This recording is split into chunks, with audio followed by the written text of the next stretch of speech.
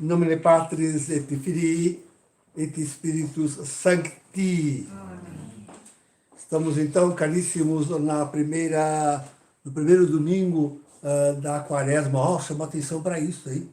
Atenção, todo mundo acordando, porque a Quaresma vai passar assim, 40 dias, passou.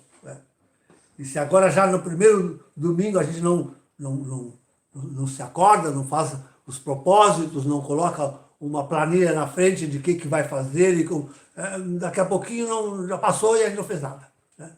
Então é importante a gente ter um planinho de ação na penitência, na oração, na esmola, como nos dizia a quarta-feira de cinzas, né? Como nos diziam as cinzas que nos impomos.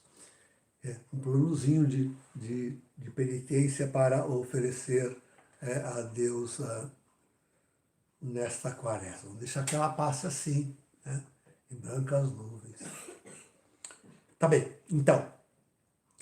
Mas o propósito seria, não sei se eu vou conseguir, também seria, não sei se não seria muito longo, mas o propósito seria de fazer um pouco a comparação de Jesus conosco, das suas tentações com as nossas, enfim, com aquilo que nós estamos vivendo. Um pouco assim isso, colocar, né? Aí eu até queria começar com a primeira notícia, isto é, Jesus é levado ao deserto.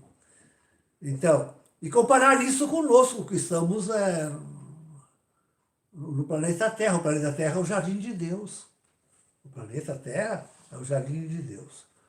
Lá fora, queridos, existe fogo, pedra crua, nua, gelo, frio, coisas fechando umas nas outras, destruição, só isso que existe aí fora.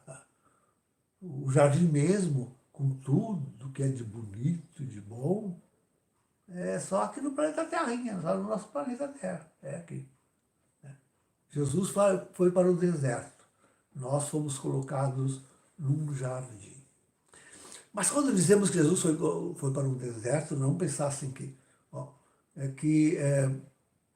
para Israel o deserto lembra os 40 dias, ele vai passar os 40 dias, lembra os 40 anos que Israel passou no deserto, guiado por Deus. Guiado por Deus. Então, o deserto para Israel não é um lugar, é um lugar onde se busca, se encontra a Deus. Né? Lá é um lugar onde se busca, se encontra a Deus. E nós temos que também buscar e encontrar a Deus aí, nessa nossa vida, viram? Não fica pensando em adiar aí a penitência para não sei quando, que aí passou a vida, não faz mais. Não fez, não fará mais. É agora. É agora. Então, esse é o nosso lugar de encontrar Deus. Deus se deixa encontrar aí nesse belo jardim. Lindíssimo jardim. Composto de tantas ricas e belas cidades quanta coisa linda que o homem também ajudou a fazer, hein? Maravilhoso. Então, mas é aí, queridos, no deserto de Jesus e no nosso jardim que somos tentados. Vem o tentador. Vem o tentador. Claro, diz que depois dos 40 dias e 40 noites de jejum de água e de pão, Jesus teve fome. Então,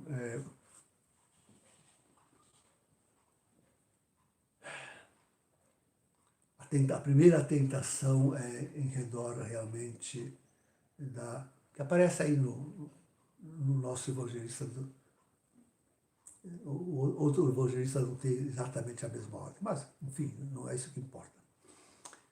Teve fome o Senhor. E a tentação foi essa, de transformar, já que é Deus, né, transforma a pedra em pão. que nós teríamos para dizer que hoje nós estamos numa tentação semelhante à de Jesus? Sabe, eu encontro na guerra comercial, né, que se está estabelecendo cada vez mais fortemente, foi proclamada neste mundo. E arancele para lá, e arancele para cá, e retribuição aqui, retribuição lá, e aquela parte é minha, e aquela outra eu também quero, e ali tem riquezas que eu quero ganhar, e lá tem aquilo e aquele outro que eu preciso, eu quero ser rico, muito rico, ou já fui muito mais rico e agora quero voltar a ser muito, muito, muito, muito mais rico do que jamais fui, e pão, e pão, e pão, e pão, e pão, e pão, e pão sem Deus. Esse é pão sem Deus. Né? Provocando na terra, no jardim de Deus, um desencontro total, completo. Né? Pão, pão, pão, pão. É a guerra comercial. Uma guerra comercial. Já estamos aí com os quadros todos esse ano, hein? Todos eles postos na mesa. Os quadros todos estão. Né? Começamos aí com a guerra comercial. Todo o interesse é econômico, todo o interesse é nas riquezas deste mundo. Né? Já se dizia que o homem se move pelo dinheiro. Né? O homem se move pelos bens, pela força das riquezas. É isso que interessa aos homens. É isso que interessa aos homens. Jesus contrapõe a palavra de Deus, né? Hoje a palavra de Deus não tem mais interesse nenhuma para os homens. Eles, aliás, a começar pela contra-igreja, pegam a palavra e ideologizam ela, usam para cá, usam para lá, como bem quiserem entenderem, no momento e na intenção que tiverem, sem se preocupar nem um pouquinho de que ela traga realmente de Deus qualquer mensagem. Né? Eles impõem a sua mensagem na palavra de Deus e a pregam. Então, essa primeira tentação, essa tentação que está invadindo o mundo inteiro, a tentação de uma guerra comercial sem fronteiras, né? Que inspira todos os povos, todos os países, todas as nações. Né? Eu por primeiro, eu por primeiro, eu por primeiro. Primeiro eu, primeiro eu, primeiro eu. Eu mais do que os outros, eu mais do que os outros, eu mais do que os outros. Só eu, só eu, só eu.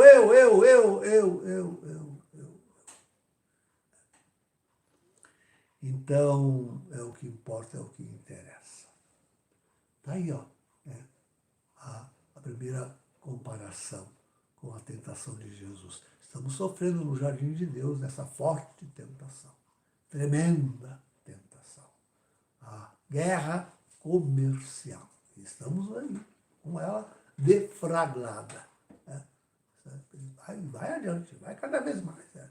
É pela força, pela força do dinheiro, pela força dos bens, pela força do poder que se tem. Né? A segunda tentação que Jesus sofreu aí, na nossa versão, acho que é a Mateana, né? Sim, então, a segunda a tentação, o demônio leva Jesus ao pináculo do templo. Aliás, ela apareceu no Tratos, lembram? No Tratos nós rezamos isso aí também, hein? Foi bonito, apareceu no Tratos hoje. Lança-te daqui abaixo disso. Lança-te daqui abaixo. Então, sim, no bojo da segunda tentação, essa que o demônio põe a Jesus, está o perigo da vida. Sim, a imposição da morte. A imposição da morte. E essa vem de tantas formas, né? Desde o cultivo in vitro até o aborto, enfim, e por fim, né, e por fim, não menos por fim, a guerra. Estamos numa guerra, a guerra militar, a guerra das armas, com a ameaça de que ela chega a ser uma guerra, aquela terrível, a mais terrível, né? A mais destruidora, aquela que pode fazer com que não sobre nada no jardim de Deus. Desfaça o jardim de Deus. Eu sempre digo isso, o belo, grande jardim de Deus não passa de outra pedra rolando nesse espaço sem mais nada, sem mais beleza, sem mais vida. Mais uma pedra rolando na imensidão do espaço. É o perigo, é o perigo. E essa semana, de novo, você andou falando desse perigo e avisando desse perigo. Uma vergonha, queridos. A covardia, são assassinos, né? A covardia de Putin contra a Ucrânia essa semana é vergonhosa. Se dizer que não, ter vergonha de ser humano, mandar atacar cruelmente os soldados ucranianos, porque estão desvalidos. Não tem mais nem armas direito, não tem mais a proteção eletrônica, satelitária, não tem mais nada. Estão ao Deus dará. Assim, de uma semana para outra, de um dia para o outro. Corta deles tudo. Deixe eles entregues às feras. Feras, aquilo são feras. Quem se comporta assim são as feras. As feras que se comportam assim. Quando vê a sua vítima indefesa e desarmada, aí se torna valente, ruge e ataca para tudo destruir e despedaçar. Repudio enormemente o que se fez, o que se está fazendo lá contra a Ucrânia, a Rússia. Repudio é um assassínio. Isso não é mais guerra, isso é um assassínio. Bom, guerra é assassínio. Guerra já de per si. E não é só lá, queridos, não é só lá que a coisa está feia. Hein? Olha a Síria e contra católicos, hein? Contra católicos também, hein? E com requintes de crueldade, exigindo deles comportamentos inumanos, assim, depois a capital. Né? E vai assim, o mundo. Parece que realmente o mundo quer se autodestruir. O mundo parece querer se autodestruir. A humanidade parece querer autodestruir-se. Autodestruir-se. Que coisa tremenda, terrível. Diz Jesus ao demônio, não tentarás o Senhor teu Deus. Essa é uma tentação, hein? Estamos tentando a Deus. Assim como seria a tentação Jesus lançar-se lá abaixo, assim é uma tentação o homem fazer essa guerra. A humanidade está tentando Deus. Olha a palavra, não tentarás o Senhor teu Deus. O homem está tentando a Deus.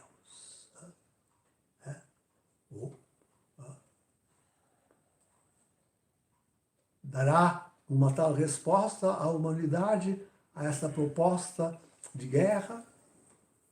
Dará uma tal resposta que Jesus deu? Não tentarás o Senhor teu Deus?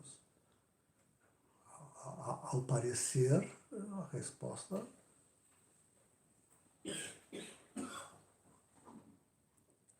a terceira grande tentação que Jesus sofre, assim como elenca Mateus, é sobre todos os reinos, todo o poder e a glória e as vantagens do mundo inteiro. Isto mostra-se toda a beleza, toda a grandeza, todo o poder que está no mundo e se propõe a Jesus. E isto também é a terceira grande guerra. Não, o que está acontecendo hoje, queridos, é que nós estamos aí, o mundo está se movendo para ver como fica a nova ordem mundial. Quem é que é o núcleo dos grandes poderes? Quem é que vai ficar com a maior fatia? Quem fica com essa, quem fica com aquela? Será que alguém pode ficar com tudo?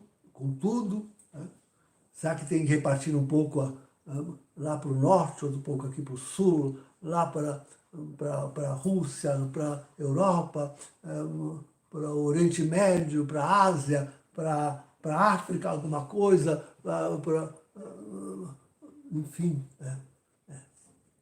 estão se repartindo os reinos da terra. Isso é apocalíptico, hein? Isso é apocalíptico. Tudo é apocalíptico, né? É apocalíptico. As riquezas do mundo, todos os reinos do mundo. Tem quem quer ter tudo isso enfeixado em sua mão, enfeixado em sua mão.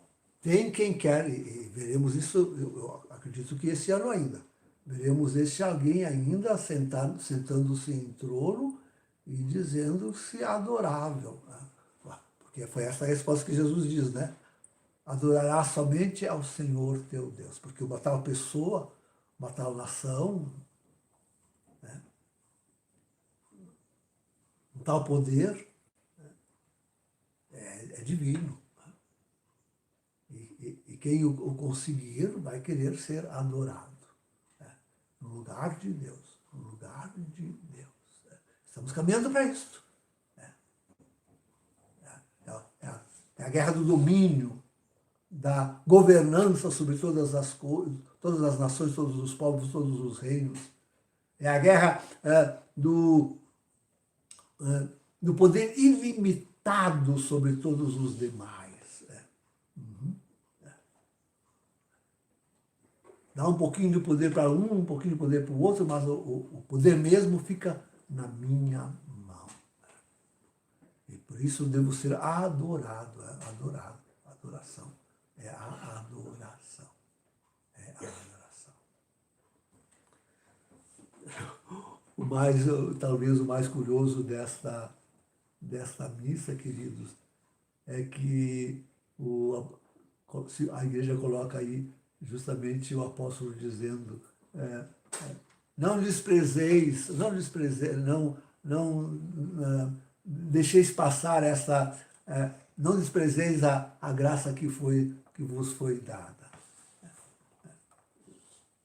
É para olhar tudo isso, é para nós olharmos tudo isso e dizermos, esta é a graça. Não, daqui a pouquinho ele vai dizer, é agora a hora da salvação. Para nós, olha o que nos coube, queridos. O que nos coube? Agora é a hora da salvação.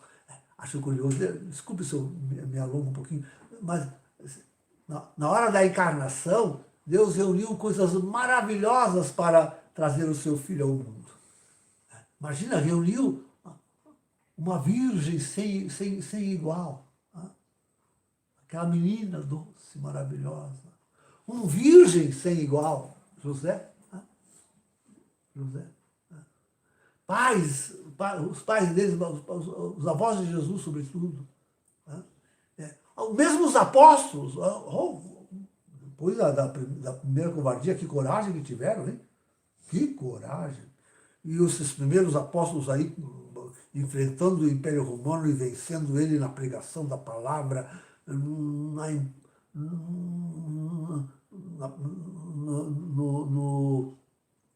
na adoração só do único verdadeiro Deus. A adoração não do Império Romano, não do imperador, mas do único e verdadeiro, as tentações de Jesus. Não tirando a vida, mas dando a própria vida. Olha a multidão dos mártires. Mas agora somos nós, queridos. Agora somos nós. São Paulo, na leitura, fala do seu ministério. De novo, ele traz tudo aquilo do seu ministério, o nosso ministério, ser exercido aqui, agora, neste tempo. Este é o tempo favorável.